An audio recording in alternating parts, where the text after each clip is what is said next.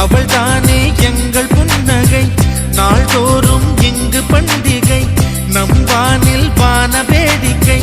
இதுபோல சொந்தம் தந்ததா இறைவாவா நன்றி சொல்கிறோம். உனக்கேதும் சோகம் தோன்றினா இங்கே வா இன்பம் தருகிறோம். சரவெடி போல் சேர்ந்து நாம் சிரிக்கலாம், அதிரடி